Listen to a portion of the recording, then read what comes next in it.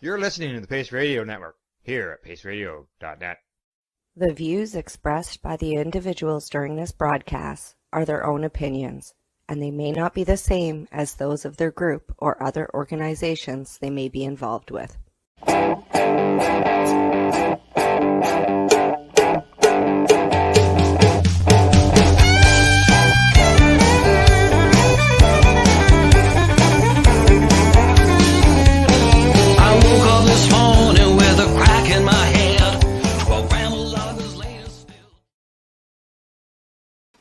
Hello, everyone, and welcome to the Pace Radio Show. It's May the 11th, 2022, and we are live here on the Pace Radio Network's YouTube channel and on Facebook. Virtually, sitting beside me here is my very busy joint host, Sarah Cartwright. Good evening, Sarah. How are you doing? Good evening. I'm good. How are you guys doing? I'm doing very well. I'm doing, hey, I could spend a few minutes going over things, but that's not the conversation for tonight. So you're all moved then. You've moved? Almost. Very close. We got the majority, say like 95% moved. Remaining stuff is there just to do the setup. That's all. So, and yourself, how's the pierogies going? We made a bunch and we're just selling a bunch, and it's been clothes and other stuff all week and dealing with, housing and trying to figure out how many people we're going to actually stay and be able to sustain. And there's a lot of conversations that have to be had because this is not stopping. So it's a 3-year project already. We don't know how long and how much money. It's a big project. So we've been just kind of muddling through as best as we can. Yeah. And I got myself a part-time job that I start tomorrow morning. So all right. Hey, good stuff. Right? So yeah. Good so stuff. I get to start having a life. And then Alvin's home from work too. So spring breakup. Yeah. Well, hey, and you got yourself a job. You've been looking for one. You've basically been auditioning for it for the last month and a half while you've been doing these pierogies. Right. So it's good to see that you also, in the end, you've got a job out of this, and you're helping a pile of people. Yeah, and that's the best part about it. Yeah. So yeah, it's good. It's been a good week, and like I said, it's been cold. Other than that, I've got no complaints. I'm rolling right along. It's good. Yeah. I'm sorry it's been cold. It's been cold. I know you said it was like 29 degrees. 29 degrees here or something today. Like, are you kidding me? Like 29 degrees. I'm nice. So like, it's not even fair. I'm wearing my flannel. I'm like walking around like freezing and seeing my breath. Yeah. Right. So. Well, talking about helping a pile of people, tonight our conversation is going to be with remembering Dr.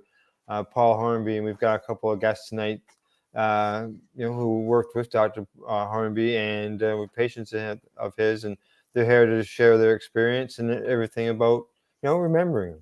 Right. Yeah. Unfortunately, we had some really sad news this week that he had passed away, and we were all just kind of like, because he's touched every one of us. I met him in Saskatoon at Harvest, Medical Harvest Cup that Jeff Lindstrom puts on every year.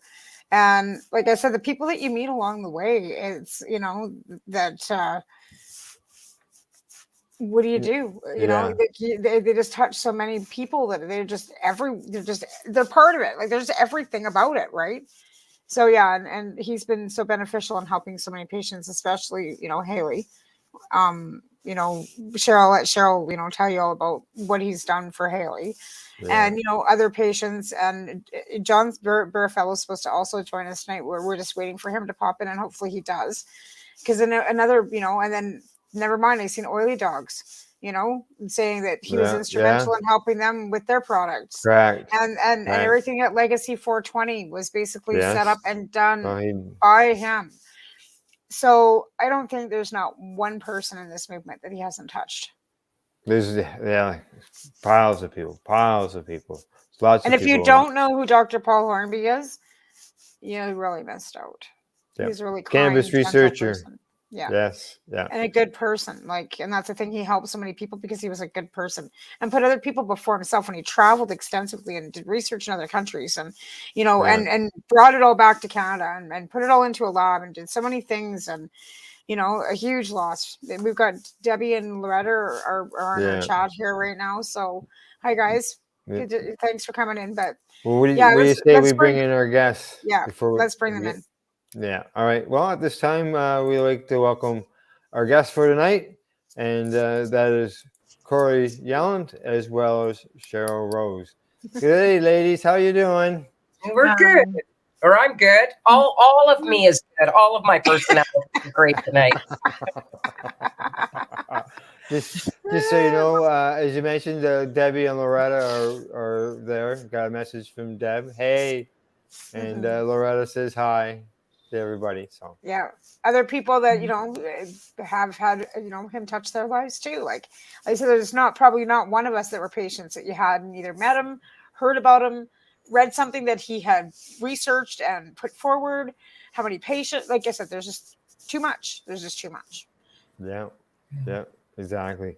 Now, Cheryl, he was involved with the Haley Rose Foundation, help with Haley and stuff like that. Do you want to talk about his involvement there and how you got to meet him and so on and so forth? Well, 2008, January 6, 2008, we were told, Haley wasn't going to make it. We ended up getting in touch with down at the Vapor Lounge there, and Jody and Mark and them, and Michelle Rainey, who was super huge. She introduced us to Paul, and I remember when I met him. I honestly, I don't think I've ever said this story publicly. When I met him, I asked him about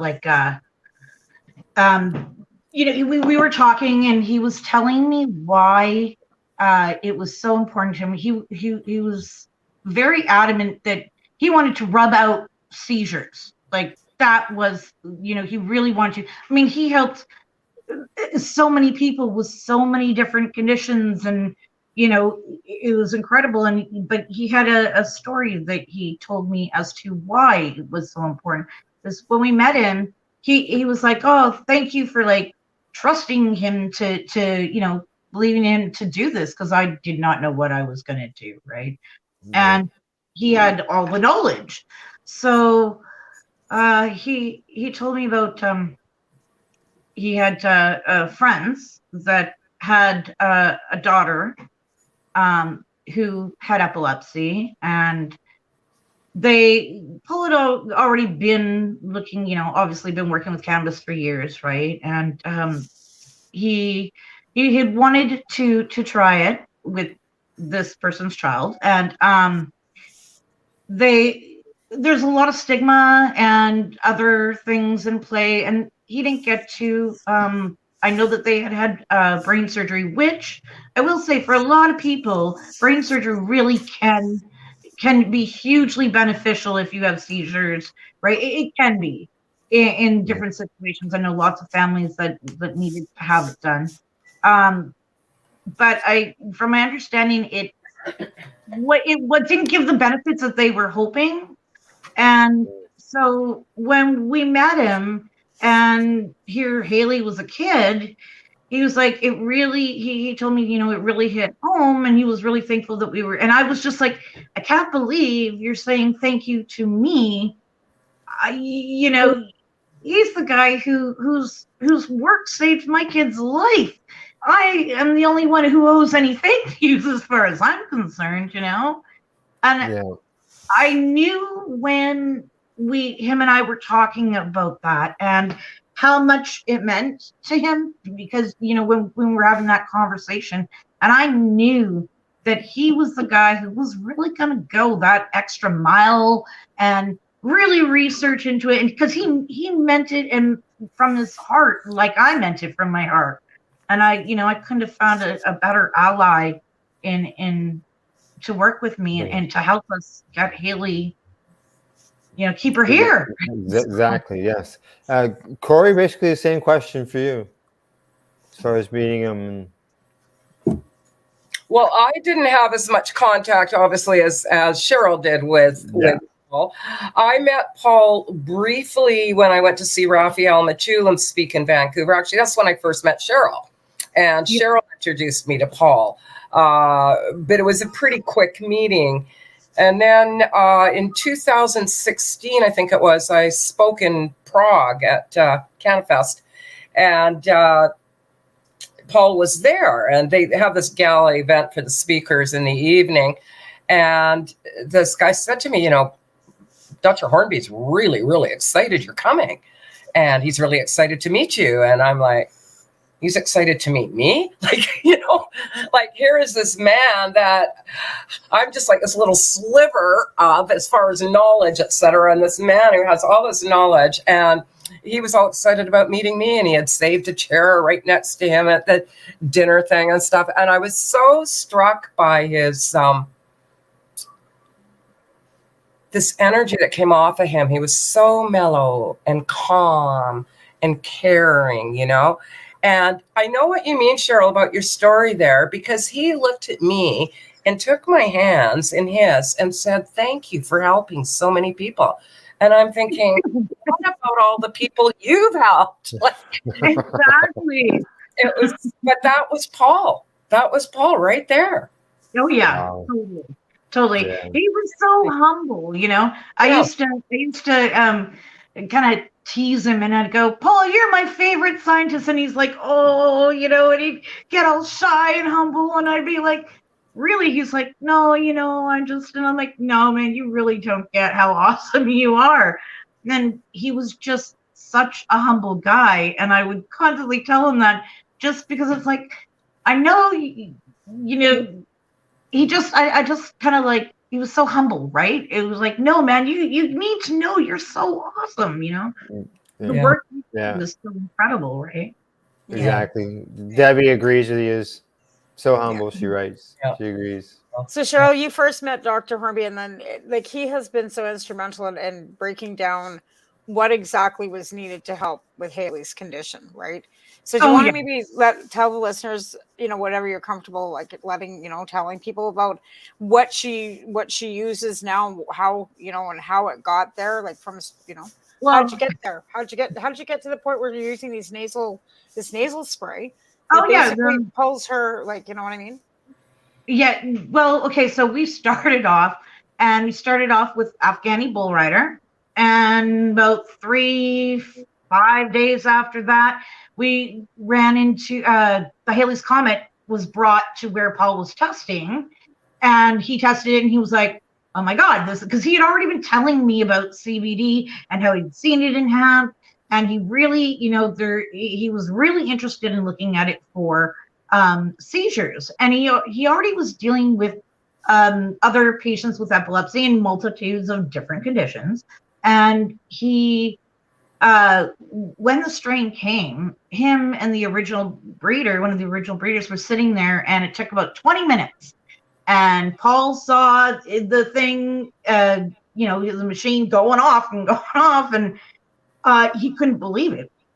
And him and our original breeder, pretty much were in tears over the whole thing, because they couldn't believe that they had found a strain. It was a cannabis strain that had that high of CBD that wasn't hemp. And we didn't really have access to hemp flower easily back then, so, and it was all really, it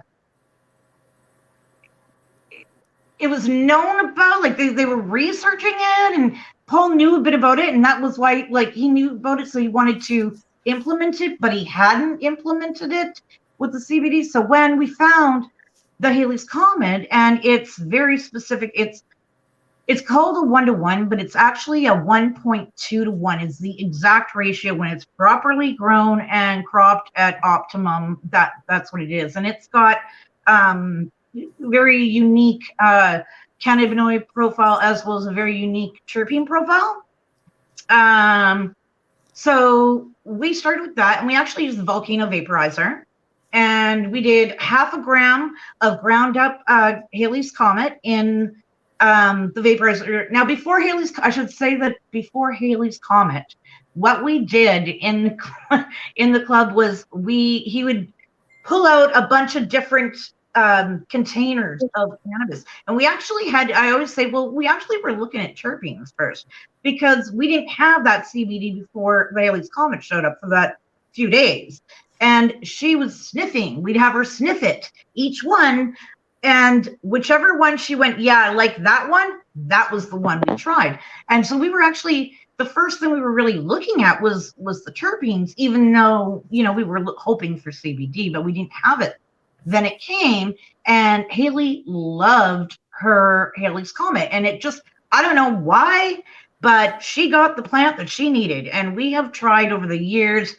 It wasn't correct. So anyway, she would have, with the volcano vaporizer, the balloon. So I would fill it from here to here would be the size of the balloon. And she would do 3 balloons worth with this 0.5 gram in ground up Haley's Comet in the machine. And then, and I would have it at setting 7. And after that, we would mix the 0.5 gram with butter, and she had to eat it. It was so bad because it was decarboxylated. But because we only did the length of 3, there was still medication, but it was now active in what was left in the product. So then once we started seeing the benefits with that, Paul got into making the capsules for Haley, and then she was on capsules, the bud capsules, for years and years, and as well as inhaled for emergency. He put we did the protocols for the school system for inhaled. First, it was in 2009 we did the capsules, and then in 2010 we got, I believe it was 2010, we got the iolite vaporizer approved for in the classroom. So if she was feeling off at all from subclinical type seizure activity, the staff could actually administer it to her right at her desk in the class with all the other kids. It was fine. So we had that done.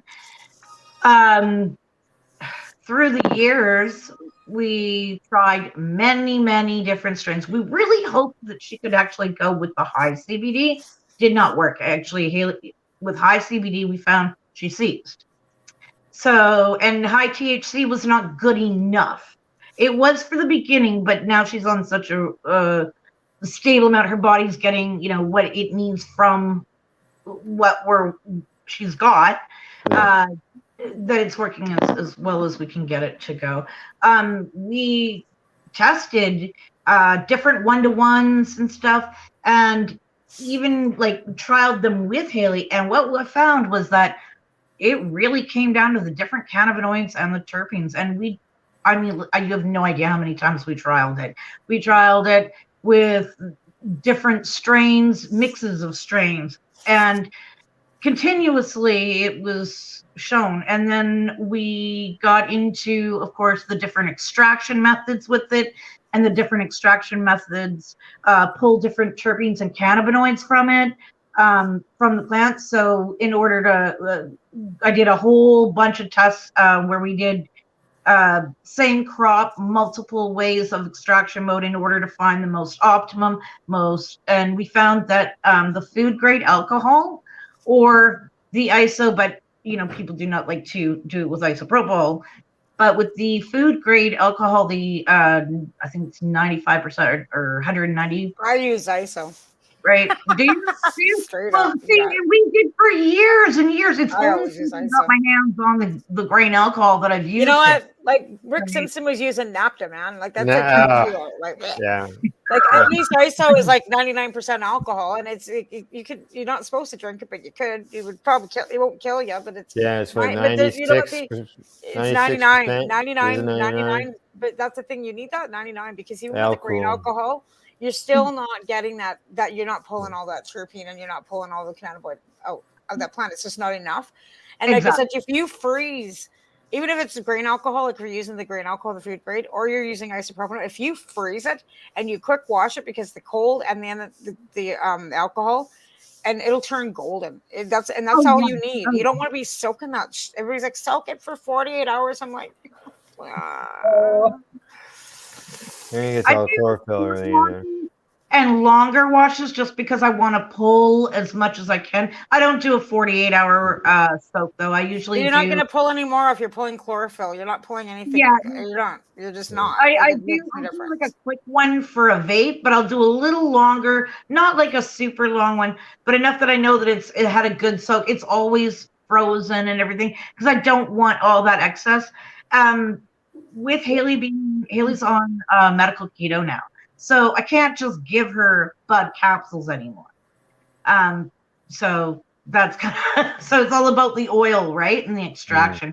So we found out that the food grade or ISO was the most closest to it as what we could get. Bubble hash does just not give me, and it's missing. I wasn't able to do it well enough to get the yield that I wanted with the numbers I wanted, and I had concerns about the carb content. So that's why I prefer oil, right? Just because Haley doesn't like a whole bunch of joints. She hates it because she will have to smoke for like a half an hour or vape for a half an hour. So unless I can get her a good concentration, and so that's why I do it like that, right? Yeah. The nice concentration.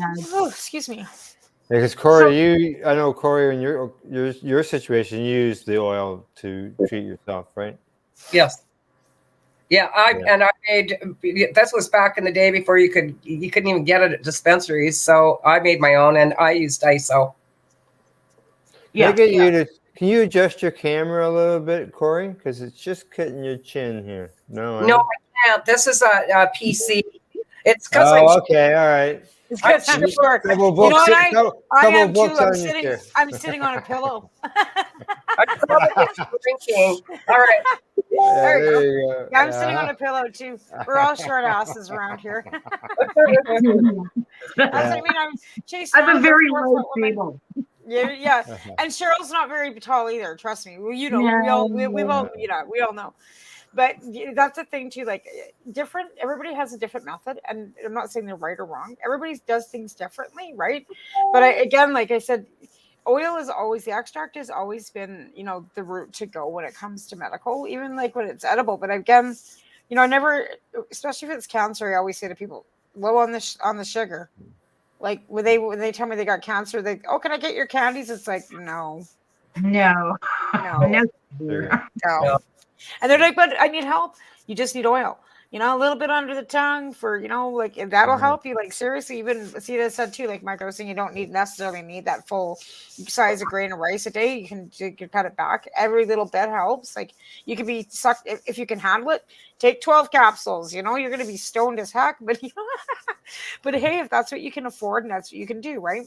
Haley has a crazy high tolerance though for her, right? Yeah, she does. But she's also taking a 1-to-1, so Maya had a high tolerance too. Maya had an extremely high tolerance before, like Sarah was like pumping syringes into that kid some days, 2 or 3 of them. So like 3-4 grams of good extract because they were using CO2 to extract, right? Oh yeah, they had a nice setup, right? So that everything was beautifully done and clean and everything for Maya. And if she needed it and she was seizing, but it wasn't just straight CBD either. It was THC, CBD concentrate. And I'm not sure that Sarah ever worked with Dr. Hornby. I'm not sure. I can't speak for Sarah, but I remember talking to her back in somewhere in the beginning of their journey, and I think I connected them together, but I don't know if they really got to talk or.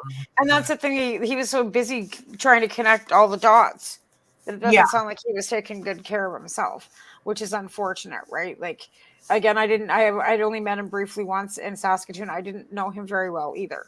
So, boy, I brought you guys on to, so we could remember him the way you remember him. And like I said, Corrie, the time you got to spend with him in Prague, like that's precious. Like, all of it, right? The same with you, Cheryl. Like he's been on the journey with you since for the last pretty much 10, 15 years, 15 years. Yeah, we're going on year 15. Yeah, 15, I would think, because it was 2007. You know what I mean? 2008. So we're just finishing, or year 14. Yeah. Right. Yeah, because I was looking back and going, holy crap! Like I'm getting old, and was it that many years? I met him back at the TY Expo days. That's when Right. him and John were there at the expo. Yeah. They were talking about I John, know, because that's John's John situation. Connery on my Facebook when I put up, and John Connery's like, what the hell? Like, do you have any details? And I'm like, no, man, I don't know anything. I would imagine that John's probably reached out to his wife now, I'm sure, because he's in Victoria too. So, but again, like it was just shock because I don't think anybody. Cheryl, you had mentioned before that he wasn't feeling good, and that he had an accident, and that he was kind of, he had pneumonia at the hospital or something. He was at the hospital. I'm not. I don't have all the details. It's just sad because it was just shocking. Like, but you know what? Let's face it. Every time we wake up and there's a death, it's shocking. And it just seems to be more. And as we get older in the cannabis community, because we're all sick. Like, let's face it. None of us are.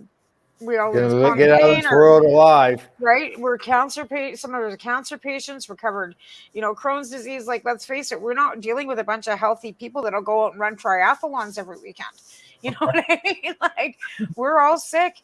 We all have, illnesses, and we've got chronic illnesses. So, it's inevitable, but it's still never. It's just like, when we talked about the nasal spray. So. Yeah.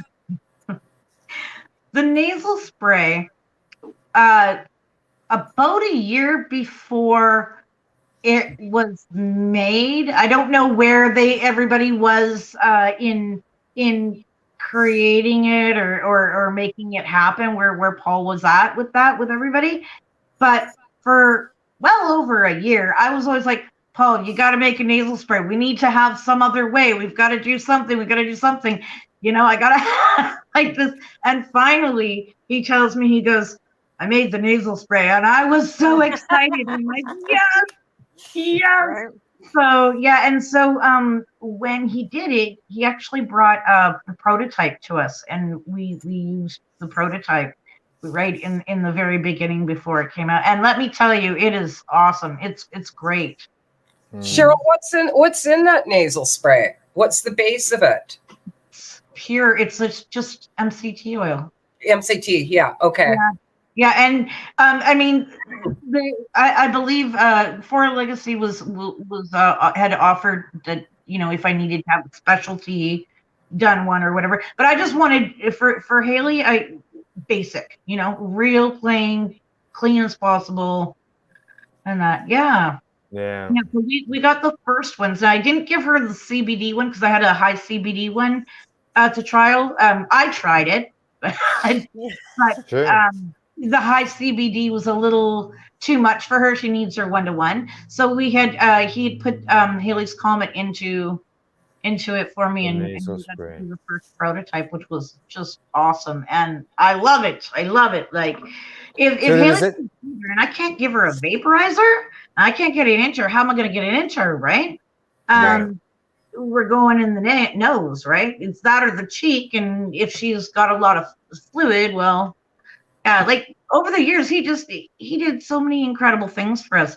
The different protocols and stuff, going over, with the strain, what's going to be best. I remember when I moved away, and all of a sudden he wasn't going to be making the capsules for me, and I had to learn to make them. And I remember doing I did it with jars and a pressure cooker, right? And to decard them. And when I sent him in, I did different times and everything. And I sent them in, and he's like, "Wow, okay." So one of the 3 I sent was perfect, and he's like, "Oh no, it came out exactly," because he also had from the batch, right? So he knew what he was looking at. And he goes, "Oh, what'd you do?" And I told him, he's like, "How did you not blow things up?" And I was like, "Really? What do you mean?" He's like, "Yeah." I'm like, "Oh." He goes, "No, you did a great job." He goes, "How'd you do it?" I'm like, "I don't know now. Now you got me nervous about it." All right, ladies, it's break time. All right. Time for us to pay some bills. Yep. After the break, Tamara and I will continue our talk with our guests, Corrie Yelland and Cheryl T. Rose. This is the Pace Radio Show. We're live here on YouTube as well as on Facebook. You're listening to the Pace Radio Network here at paceradio.net. A doctor's job is to relieve your pains. And when it comes to growing cannabis, the biggest pain is trimming. Let Dr. Buck Cannabis Trimming Solutions take the pain away. Whether you're a home grower or a commercial operation, we have the cure. From 4 plants to 400 plants, garden size doesn't matter. Dr. Buck Cannabis Trimming Solutions comes to you with years of experience and professional discreet service. It's simple. We trim your weed and we do a damn good job. Visit drbuckcts.com to book your trimming. At Legacy 420, we believe in being different. Experience the difference of quality control. Our labs provide tested formulations for all of our products. Experience the difference in trust. Our customers can trust that we are following up-to-date COVID precautions for their safety. Experience the difference in accessibility. We're open 7 days a week. Please visit our website, legacy420.com, or contact us for curbside pickup as well as nationwide mail order shipping. Legacy 420 values overall wellness. Come and experience the difference of Legacy 420.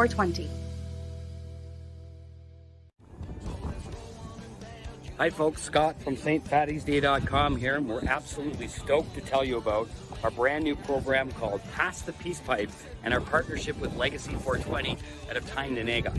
We are absolutely proud to be partners with these people. They are an amazing group that have helped so many people with their amazing cannabis medicinal products. And we are working together to gather funds to build the first ever Indigenous specific opioid addiction center here in the Bay of Quinte area on Tyndonega land. So we need your help. We need you to repost this video and go to our GoFundMe campaign, because on this October 17th, St. Fatty's Day, we are going to be starting the campaign where we pass the peace pipe from one side of the country to another to unite our country, to gather awareness, but most importantly funds to build opioid addiction centers across the nation, one build at a time.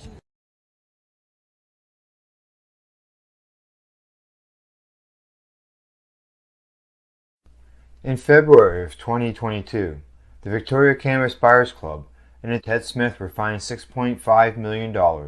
This for helping 8,500 patients with access to medical cannabis. In our interview with Ted, he spoke to us about how people can donate to help in an upcoming court challenge. And here is part of that interview. From what I've seen lately, I believe that you've got something that you're trying to do as far as fundraising to deal with this next court challenge. For now, people can write checks directly to Jack Lloyd Law Corporation or send e-transfers to save the VCBC at gmail.com. I guess those are the two easiest ways for people to help right now. Growing your own cannabis is easier than you think. Whether you're growing for recreational or medical purposes, BMA Hydroponics has everything you need to succeed. From the standard 4-plant recreational systems to the latest cutting-edge hydroponic equipment, BMA can customize your package and do it at discount prices. Visit BMA Hydroponics at 404 Maitland Drive in Belleville and ask us for a free estimate. Or call 613-967-9888 and we will give you an estimate over the phone. The only way to go.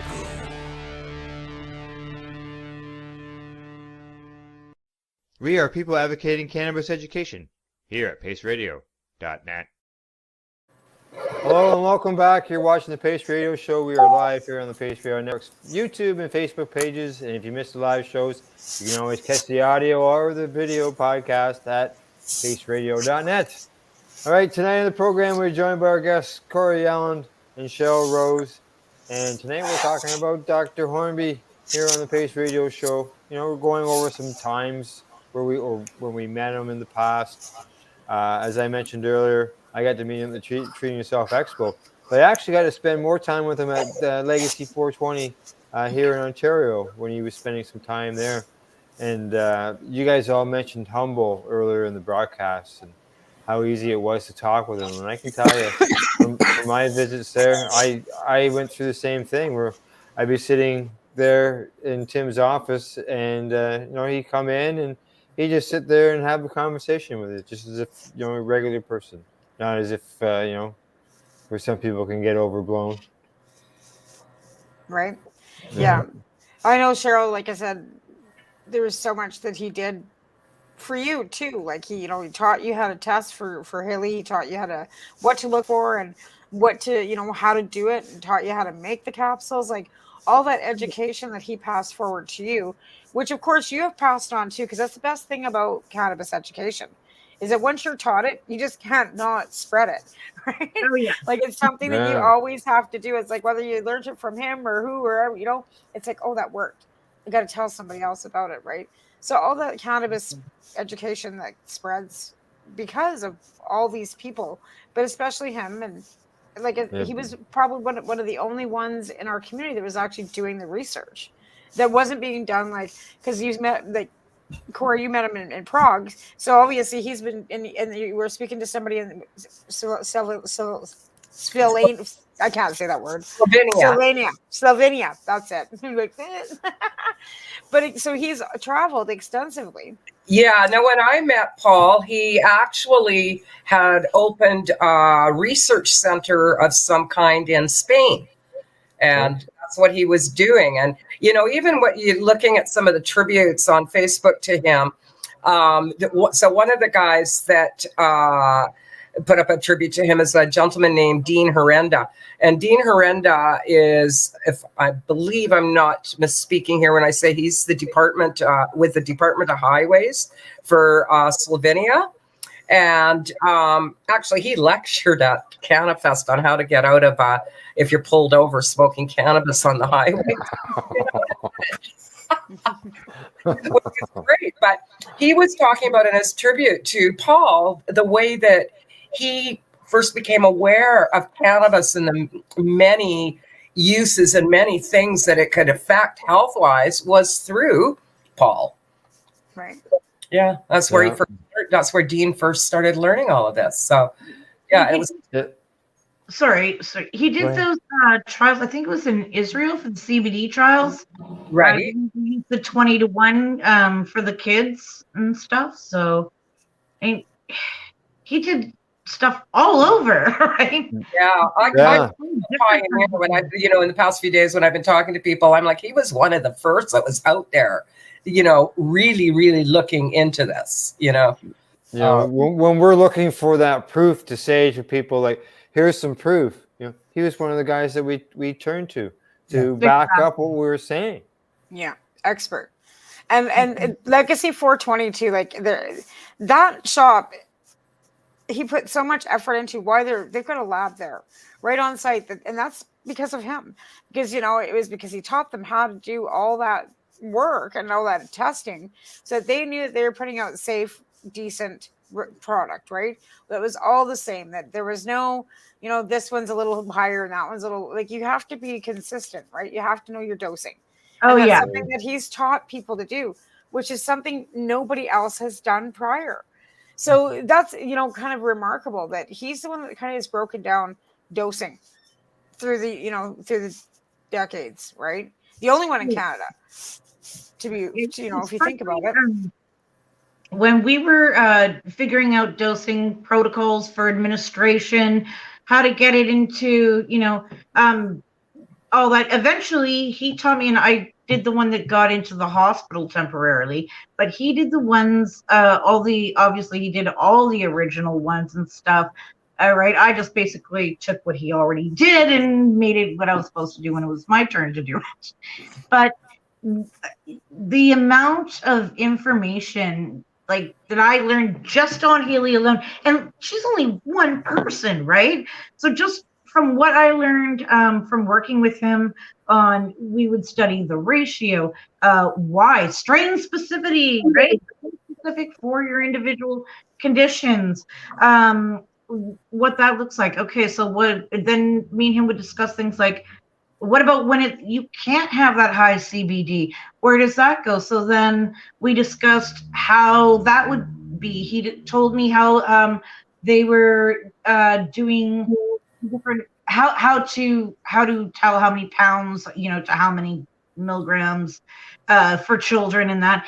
And then it became, I ended up, because Haley was so hard to treat, the base protocols that him and I don't know who all was working with him on that, with the CBD trials and how they came to those, but when he was doing those protocols, we found out that Haley didn't fit in that. And so then it started venturing into, well, what if that's not the ratio? What if you strain specific, right? It is kind of what we were getting right into, and that. And he taught me so much that I was able to help fine tune things, help others fine tune things, so I can teach them, right? He taught me, I'll teach him. And that's just like one person. So everybody who's met him has learned something, and we're all passing that on because this incredibly brilliant, humble man taught us. He didn't try, he just taught us, right? He loved to teach people. He wanted to share that information so much. And I have never met anybody so open with giving and free flowing with that sort of information. And he never looked down on you if you had no knowledge, right? Or you didn't understand it. No way. He would sit there and explain it all to you, whatever it was, so that you could understand it. Yeah. Break it all down. Yeah. You keep mentioning ratios. I know, Corrie, I think in your situation, you had a certain ratio that you always were trying to achieve, as well as like, I don't know, Cheryl, you haven't mentioned it either during this, but like your percentage of THC and CBD. I don't know if Dr. Hornby worked with you on that, Cheryl, or whether Corrie. You mean like for the 1-to-1, or how much of per, like, because I know. Yeah, you get your 1-to-1 ratio, but is that at 5% of THC and 5% CBD, or is, in Corrie's case, I think yours was a much higher ratio.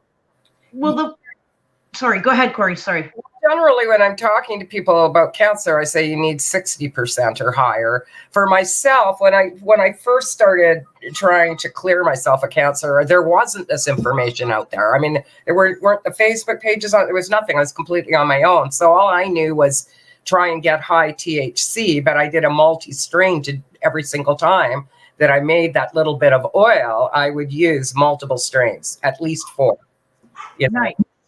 In order to try to find something that works, yeah. Well, and that's the thing, like you have to kind of mix and match, and that's what you're looking for with the full spectrum, right? Is you might have 2 different strains that you can mix and match, because like, what do you put in your candy? Well, it's usually bag ends that you make the oil with, right? So your bag ends put into your ISO could be 6, 8, 10 different strains, right? So, but I hear what you're saying now. You see, like, they're thinking the percentage, because, on all these like legal packaging, they've got, 25% THC and 0.03 CBDs. And that's your average. Your CBD is always 0.03%. It seems like it's always the same, right? But your THC can go from like 18% up to like, 25%. There's really no seem to be a cap on these ones in the market. And even, like, to be fair, the highest I ever had, I think, was like 28% when we were growing.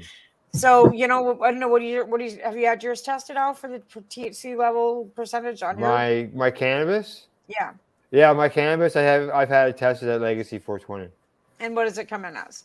It came in at 21.3% THC. Well, that's decent. See, like, and that's a decent amount of THC. It has like, next to no CBD, but I've got a CBD strain that's close to 20% according to what it's listed at, that I'm sort of hoping to mix together with my high THC in order to give me 28% CBD. No, 20%. 20% CBD. Yeah, VIENTE, Veneti.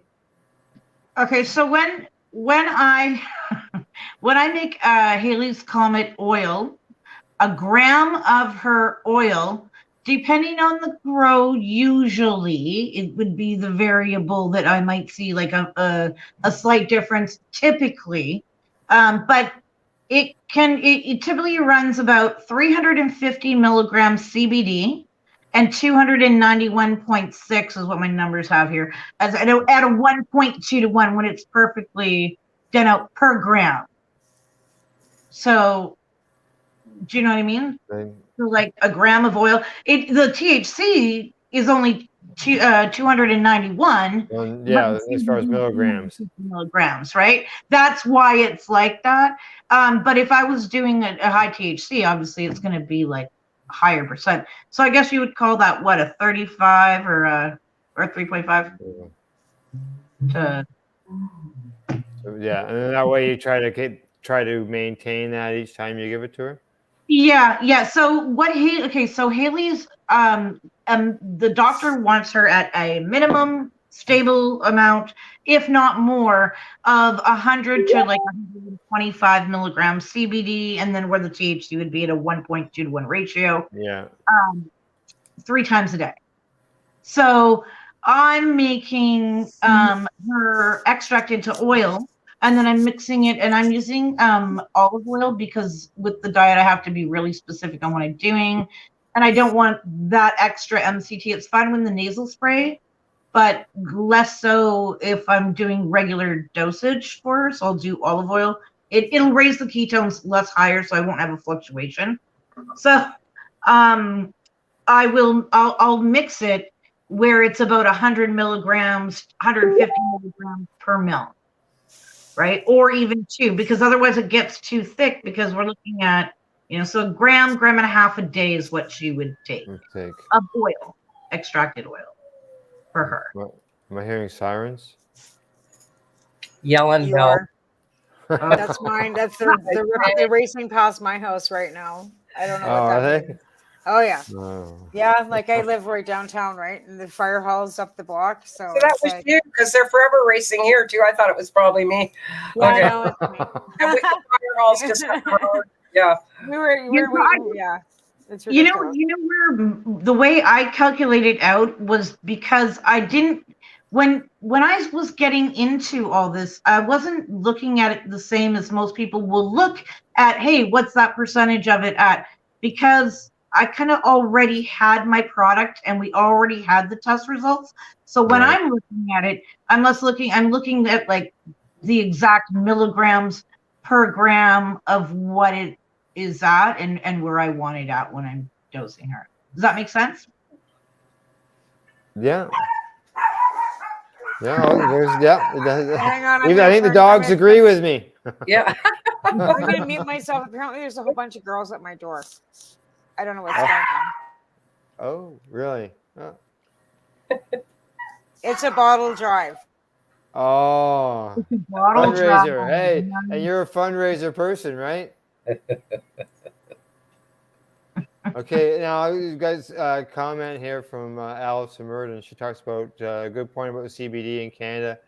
I've had cannabis as high as 35% THC from a grower in California for the pain in her face. It's the what? Wait. Do you want me to put that back up there? There we go. Yeah, I'm kind of blind. Oh yeah. Okay, I'll read it again. Good point about low CBD in Canada. I have had cannabis as high as 35% THC from a grower in California for the violent pain I experience regularly. Allison has unfortunately I can't pronounce it, but it's a nasty nerve pain in her face. A trial something neuralgia? Yes. Yeah. A trial something or something. Yeah. Okay. It's a T word. It's a T word. Exactly. It's severe pain. Yeah. In her face. I guess I'm muted here. I'm going tick Delarue and nobody can hear me. It's like that commercial that guy's muted on his commercial. Even you're having problems, Meryl, trying to pronounce it then. Goodness. Well, no, it's not. It's fine now. Okay. But the dogs were barking because they're having a bottle drive. So you have 300 little looks like brownies going down the block. Well, there you go. Hey, they're learning the good stuff. Yeah. How to be community oriented and how to help others, as Dr. Hornby did. Right. My husband's outside. He can deal with the bottles, and then they're gone. Good. Right? Good. But yeah, no, like that's the best part about this community, is how everybody helps each other, and that we've been able to connect and meet these people, whether it was at TY Expo, whether it was in Prague, whether it was in Vancouver. Cheryl, like, he's been, you know, in your life for a decade, you know, or more. So it's just like, here she's written it. Trig Mariali. Don't ask me to, Allison. Okay, here we go. There it is on the screen. Please don't ask me to say that. Did I get it close? It was, Nope. I said it was. I said tic de la rue or something, but it's nothing even close. Trigeminal neuralgia. Neuralgia. Trigeminal. Yeah. Sorry, Yeah. Allison. Yeah, it's that nasty. We can't even pronounce it. We can just call it TN. We can just call it nasty. We could. Yeah. Right. Yeah. I did. I was trying to say tic de la rue, but I missed. I wasn't far off. She just posted. See, I do listen to my friends. Now, yeah. Well, you're close. There you go. Nickname Tick to. There you go. So you're close. You're close. You're close. Now, as Corrie, you mentioned, you saw Dr. Hornby speak in Prague. I know that sometimes when you go looking for guests to do speaks, there's sometimes speaker fees that are required. I know through my experience with seeing him at Legacy 420 that they went around and spoke to community places and were at senior homes, so on and so forth.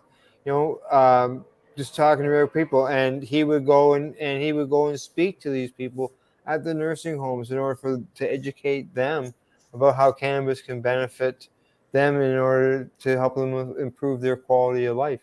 And you know, we went there and covered one of his discussions with the people in the seniors home. Neat. Yeah. So it didn't matter whether you had a big crowd speaking or a little crowd. He was out there willing to educate. Willing to do it. Yeah. Yeah. He was very personable, and I just loved how when he wasn't intimidating, because he was brilliant, right? If he had wanted to, he could have been a real dick, you know? Can I say that? Yeah, you can say whatever you want. Well, yeah, you know, when they found out that I had Crohn's disease, you know, they said, hey, we got a choice of these doctors that might be able to take you. And there was one particular doctor that I spoke up that I was against because I just had heard some negative things as far as personality. And the one that I ended up going to, you know, I know that he loves to play guitar. He drives a smart car and, you know, stuff like that, where some doctors won't even let you in. And, you know, it's great when a doctor like Dr. Hornby will do that and work hand in hand with people like he did with you guys. You know, I think he really wanted to make a difference, right? I think he really believed that cannabis medicine was the future. I think he honestly believed in the plant that much, that he honestly believed that with research and keeping and being diligent at it, that he could actually change things through cannabis medicine. And that's why I think he worked, I think if I remember a story Sita was telling me once, that he was working at the UBC at the University of British Columbia in the labs and stuff there too, if I remember correctly from what Sita had told me. So, I mean, you're right, Cheryl, he was brilliant. And he could have done but he was concentrating on cannabis medicine.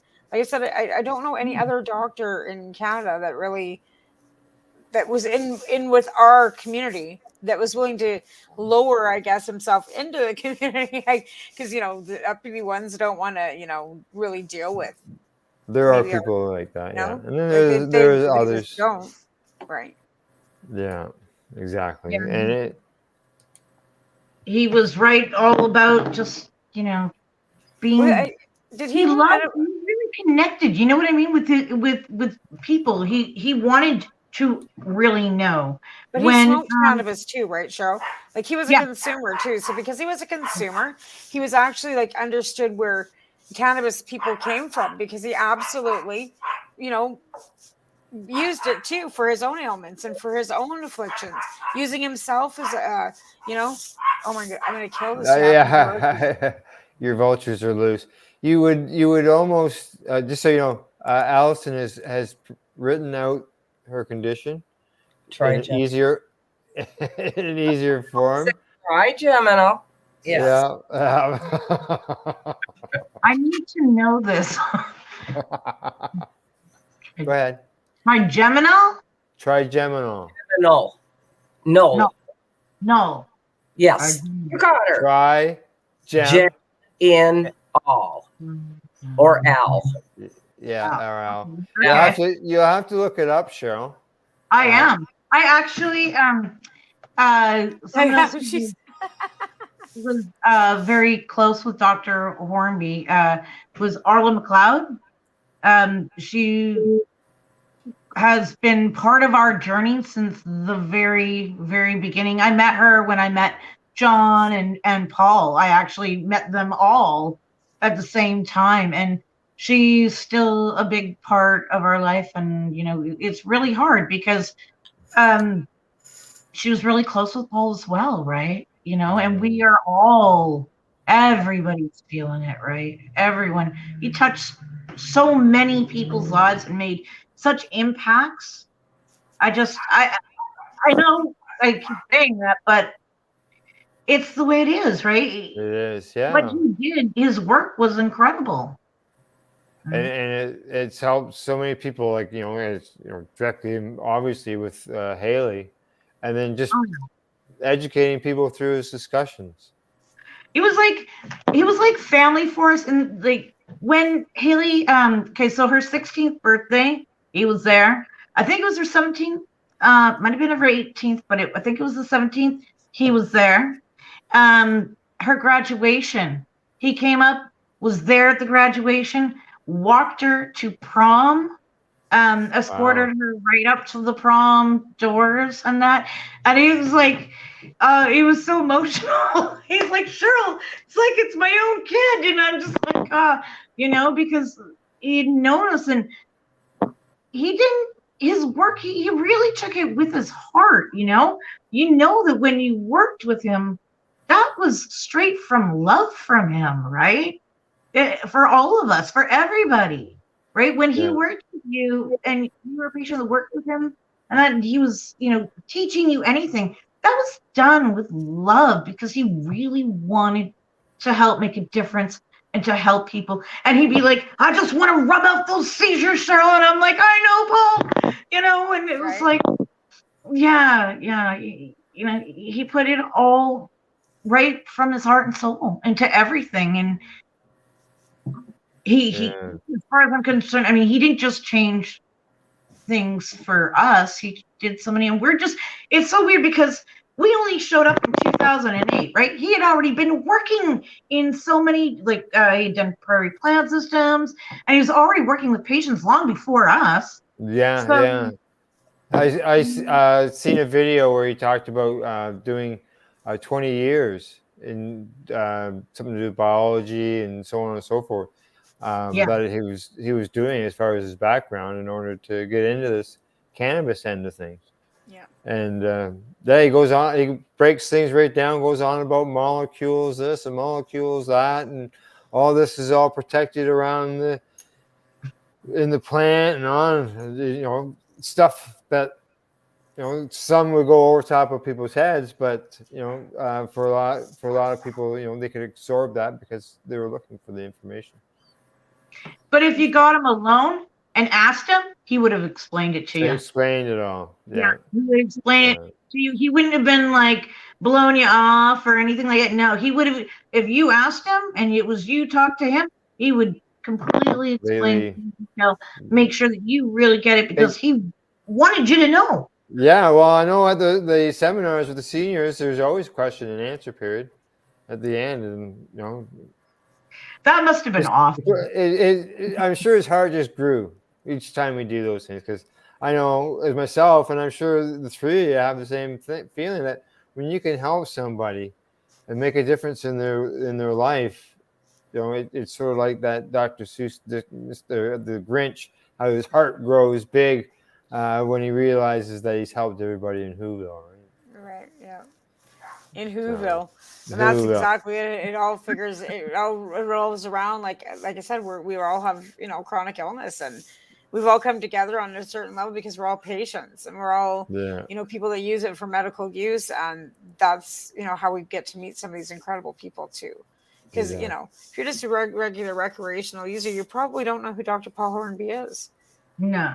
You know what I mean? Like you wouldn't know who he is. Well, it's like, who is that? It's like, if you're not, knowing anything about medical sides of cannabis, or you've done anything for that port of cannabis, then you wouldn't know who he is. Well, what some people may recognize him for is his name on the side of plant food. True, plant food. Yeah. One of the companies had his name was on there for their products. So some people might know him. But again, how many average people that smoke cannabis buy plant food? Well, I guess it depends on whether you grow or not, right? They don't, though. That's the thing, right? Yeah, not these days. Don't, no. Right? They don't. Like that's the thing. Like even these 4 plants, just like people you just can go to the store and buy it now. Yeah. Yeah. All right. Well, we're gonna go take a break. It's that time. I'm gonna go choke a dog. Break time. No, I'm not. And you're not talking about eating one, though, right? No. But the patriarchy. Yeah, exactly. When we return tomorrow night, we'll continue our discussion with our guests, Corrie Yelland and Cheryl Rose. You're watching the Pace Radio Show. We are live here on the Pace Network's Facebook and YouTube pages. You're listening to the Pace Radio Network here at paceradio.net. Growing your own cannabis is easier than you think. Whether you're growing for recreational or medical purposes, BMA Hydroponics has everything you need to succeed. From the standard 4-plant recreational systems to the latest cutting-edge hydroponic equipment, BMA can customize your package and do it at discount prices. Visit BMA Hydroponics at 404 Maitland Drive in Belleville and ask us for a free estimate. Or call 613-967-9888 and we will give you an estimate over the phone. The only way to go.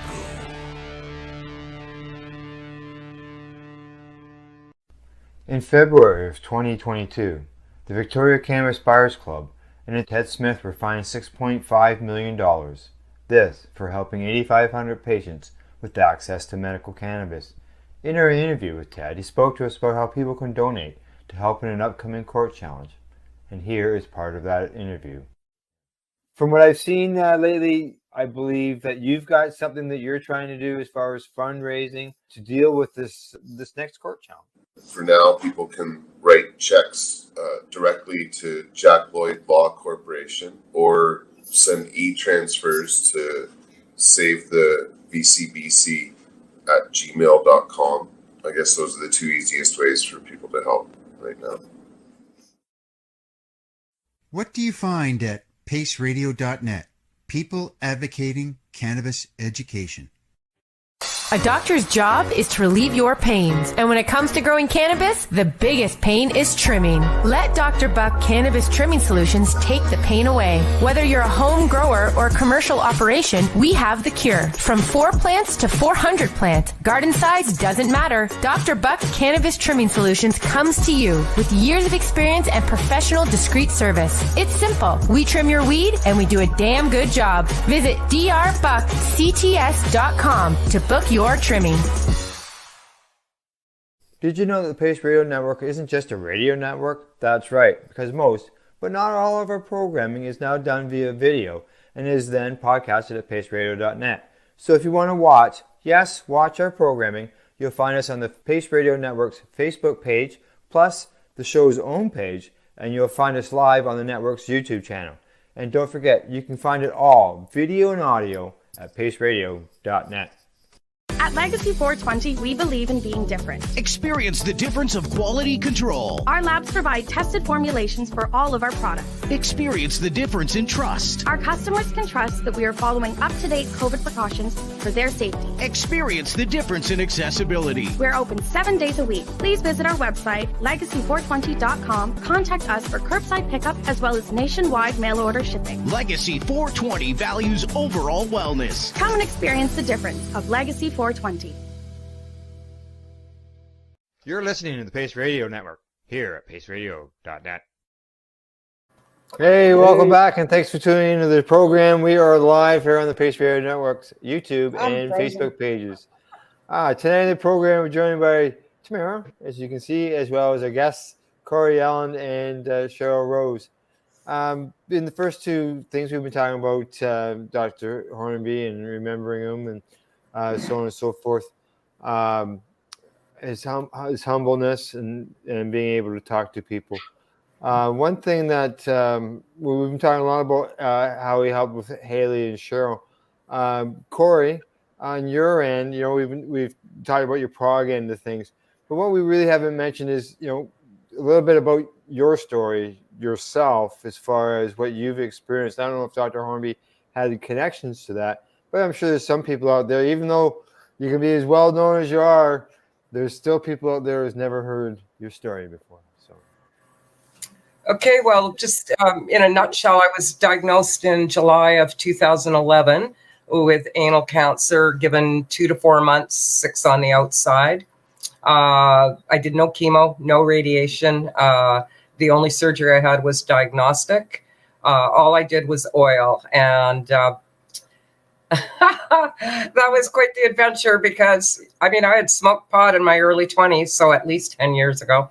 And I used to get like super paranoid, and here I am going to try oil. And just the whole adventure of making it, I was just like Alice in Wonderland. It was before the days of Facebook pages, et cetera, on, and I was completely and utterly on my own. And it was pretty funny. And I remember like looking at that syringe of cannabis oil and thinking, this is going to save my life. I was even doing the deal, the unreligious one, doing the deals with God. Okay. All right. So even if you just hold it at bay, I'll be okay with that, And I didn't know anything back then. And back then it was all about doing 60 grams in 90 days. And do 60 grams in 90 days. I couldn't afford it, and I couldn't I didn't have the tolerance for it. I didn't know about rectal dosing back then. And so I didn't go back to the doctor for, I think it was 14 months because I was convinced I didn't want any more bad news. And I was convinced that I probably still had cancer because I hadn't done the 60 grams in 90 days. At any rate, I was cancer-free, and I've been confirmed cancer-free for 10 years now, just under 10 years. I think it's probably closer to 11. Wow. And said all along, if it worked, I'd spend the rest of my life telling people about it. So that's what I do. And, it's funny, Ian asked me the other day, how many people do you think you've participated in saving now? Probably about 2,000 people. So, all of us. Like, how many lives did Paul change? Yeah. Exactly. Like Cheryl was saying, because each of those people, if they even told one person, and it was interesting, just speaking at CannaFest, from the first year I went to the last year I went, 20,000 people the first year, 40,000 the last time. And the number of doctors in the audience last time was amazing too. So, pretty. And the people, incredible. The people, I don't need to tell you guys, the people that you meet with the passion to help others is. Now, I know from some of the videos I was watching earlier today, he was also involved with the, I've seen Ted Smith from Victoria Cannabis Buyers Club introducing him to speak something that he was putting on. Now, I believe they had something to do. Did they have anything to do with you?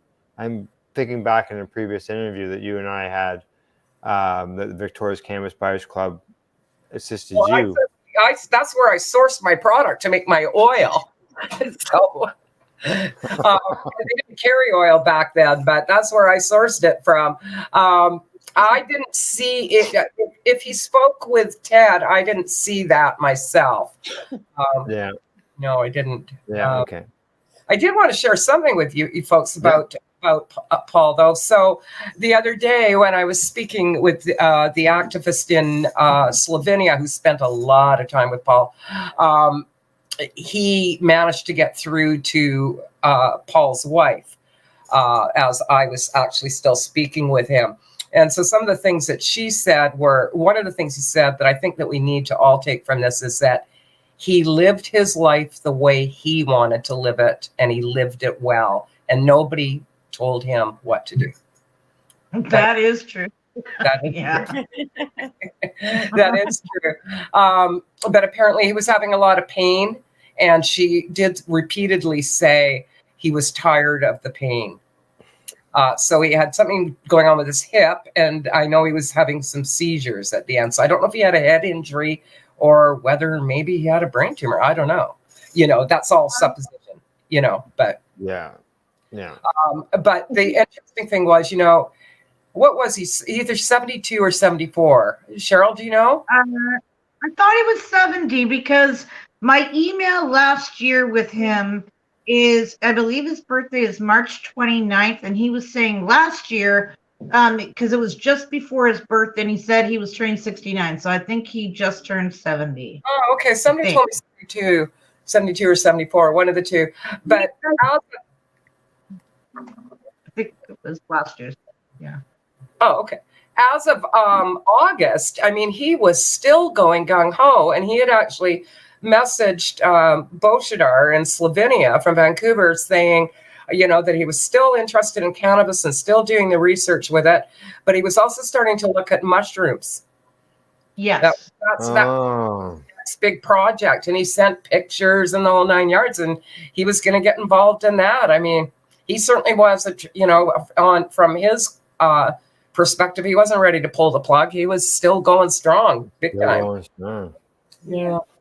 Yeah, it would have been nice to have, for him to have that opportunity to get into the mushrooms and see what he could find there. Because that is obviously something that's more and more is happening.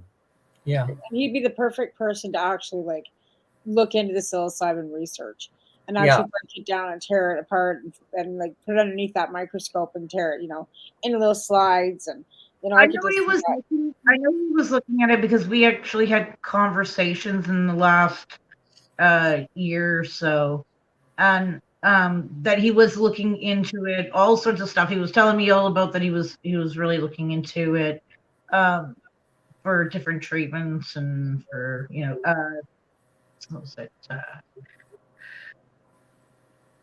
ways to get when you want to get high, right? But that wouldn't kill you was the goal.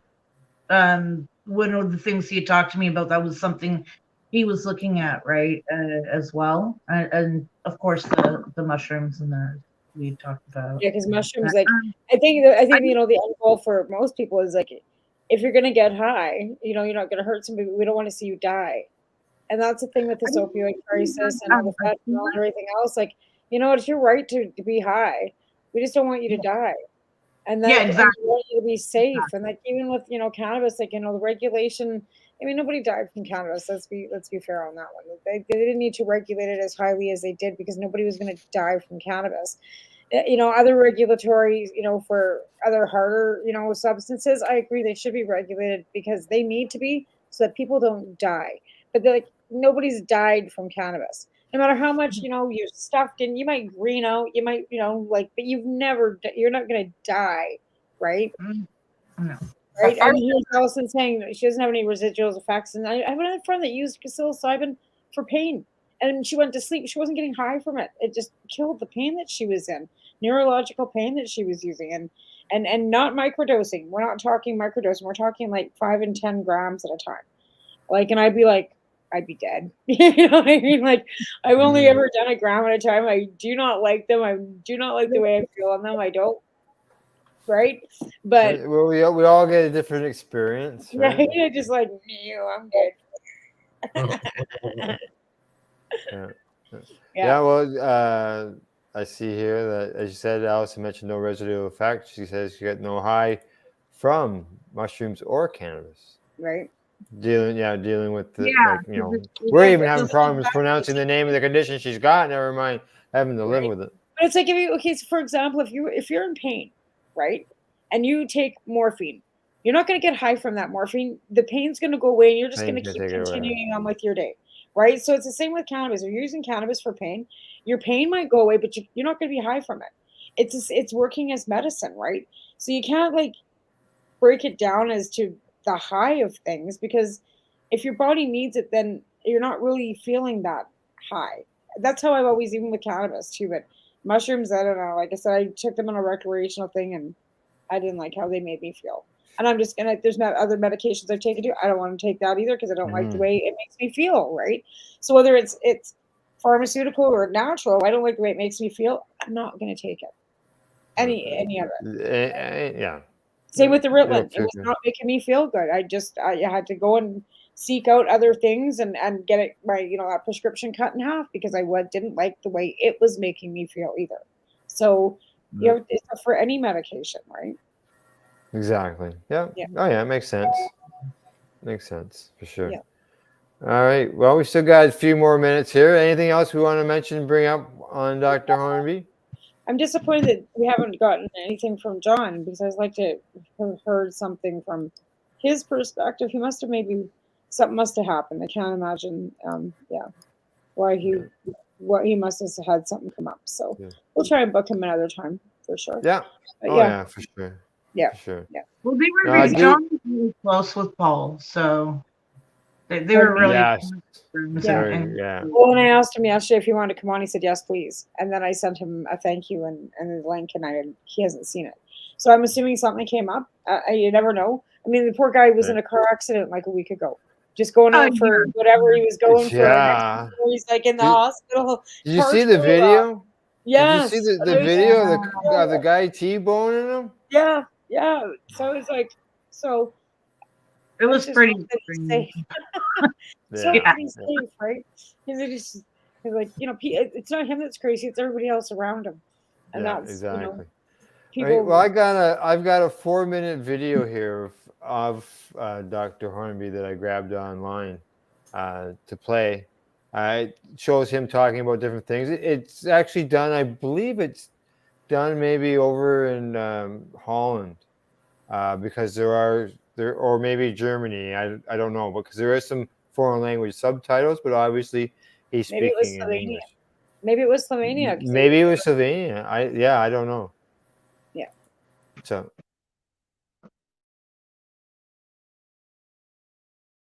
My education, which is a doctorate degree in human pathology, has led me into this over many years. My life has been spent studying biological systems and things that go into those systems.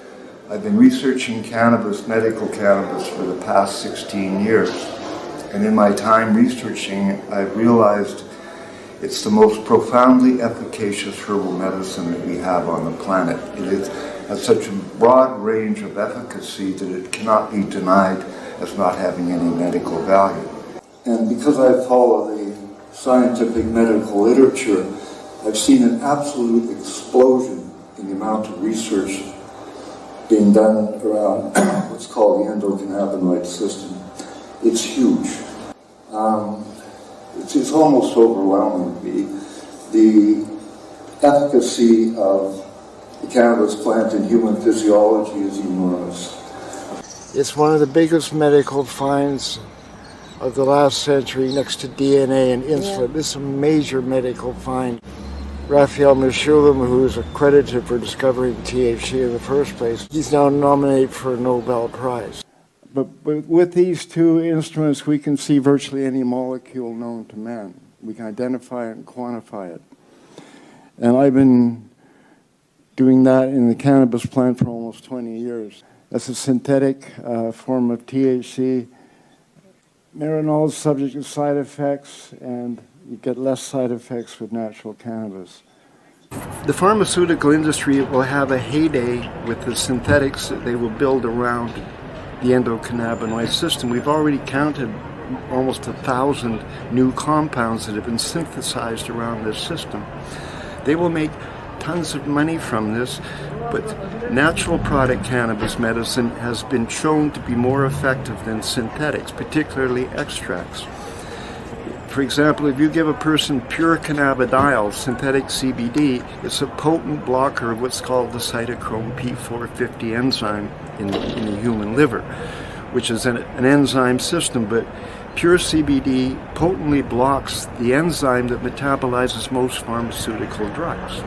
So potentially that could lead to an overdose if you block that enzyme a pharmaceutical drug will go up in your blood and in your brain and could potentially lead to an overdose.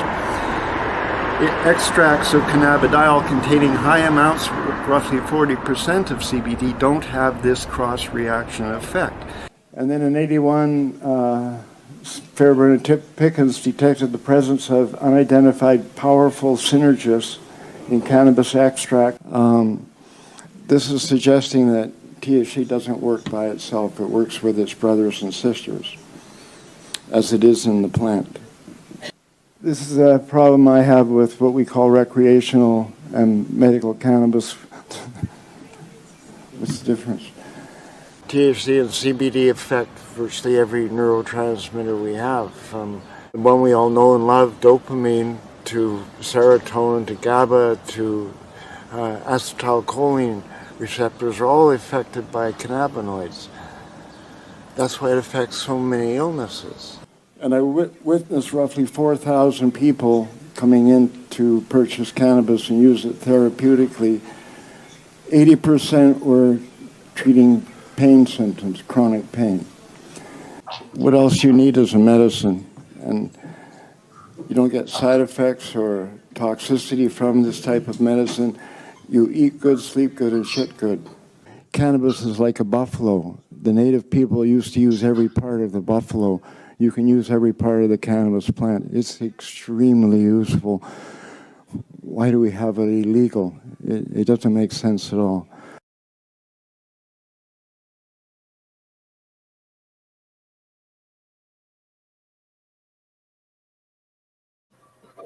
Okay, that was Slovenia. I recognize the icon, the that's actually Boshadar's. That was actually a conference that Boshadar put on. There was it? I seen Slovenia there at the end in a graphic there. So yeah, it's from over there. That's where it was at. Yeah. And I see Cheryl's disappeared. I see that Debbie Stoltz-Giffen says cannabis is like a buffalo. Love it. And she quotes Dr. Hornby on that. And he's right. And why was it ever made illegal? Because it was going to compete with the cannabis. It's going to compete with the pharmaceutical. It's all about money and politics.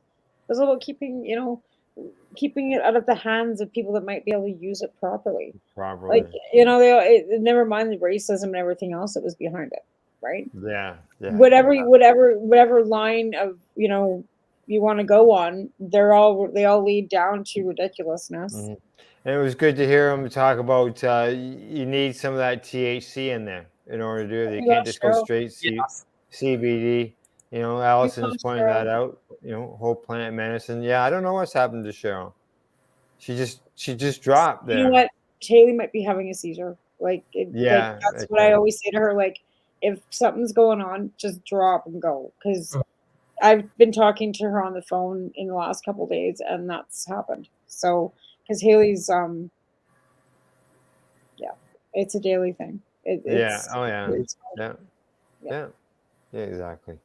All right. Well, I see we're at the bottom of the hour. Is there anything else we want to mention before we get into the shout outs? I want to thank Corrie for coming on and sticking it out for the whole 90 minutes because I'm so glad you came on because we had Corrie scheduled for this week as a guest anyways. So it was kind of her to kind of, do this with us, and thankful that she knew and had spent time with Dr. Hornsby and, share the time with Cheryl because, she's got her own story to tell. And it's very, interesting and she educates a lot of people too. And she's been all over the world herself, educating people and saving lives. And she does it every day. Like she says, her mailbox is full. If I don't get back to you, it's not because, I don't want to. It's because I'm goddamn busy. Right, Corrie? That's right. That's right. Yeah. I see you posting stories about patients. Yeah. It's when we see those wins. That's for sure. Yeah. And that's exactly it. And it's a calling.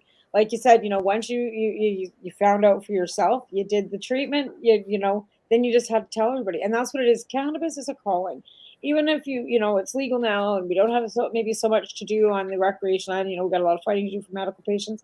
It's still a calling. It's still something that we were drug into, and we can't let go of it. No matter what. I know it comes out all the time. I'm at a till, okay, in the little checkout going through the grocery store, and they're having their little annual raiser. Would I like to donate some money to the Canadian Cancer Society? And it was one of those mouth before the mind moments.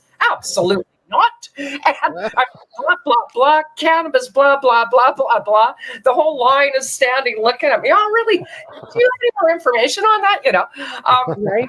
It's everything I breathe. I'm sure people are sick of it. They probably see me coming and go, oh my God, here she comes. You know, that's not a bad thing. My wife can hear you. Right. Exactly. Yeah. It's just the way it goes. It's a calling. So it is. So my shout out is to Corrie for thank you for coming on our show. And we have to book you again so we can really spend like the full time on you. But this kind of like, you know, honoring Paul was Dr. Hornby is something that we just felt. It was a great idea. It was a great idea. And he's left some nobody's going to fill those shoes for a long time. You know, I've said to a couple of people, he was an incredibly unique individual. He very much was. Pioneered all through all of this, right? Like, and that's what I mean. Like Cheryl was saying, like he, you know, before she even met him, and that was back in 2008.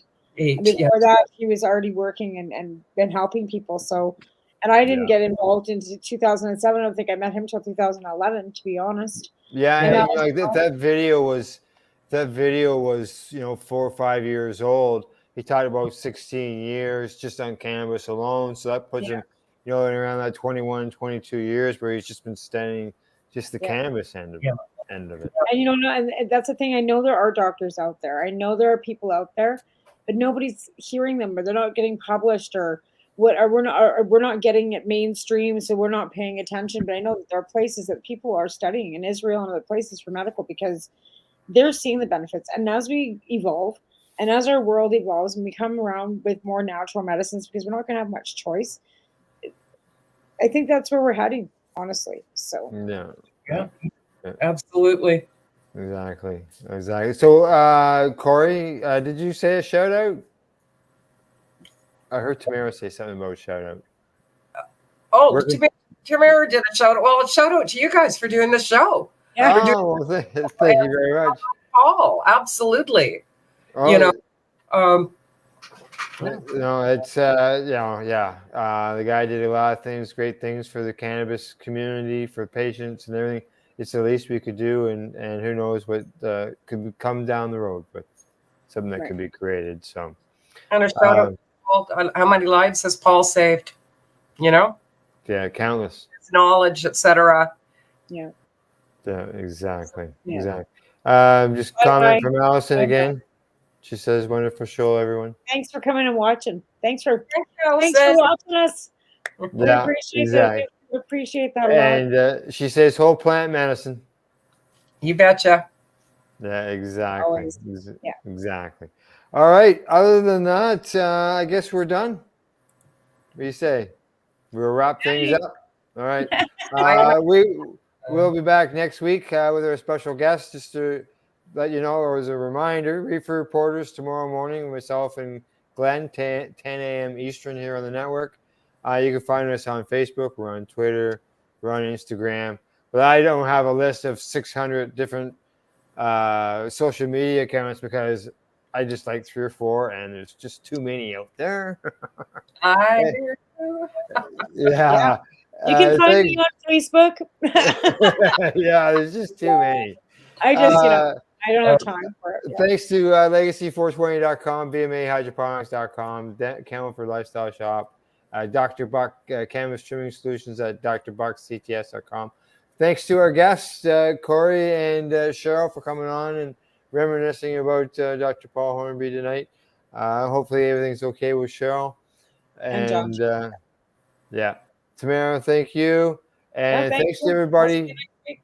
See you all next week. And thanks for watching. See you all then. Bye-bye. Thanks, guys. You're welcome. Bye.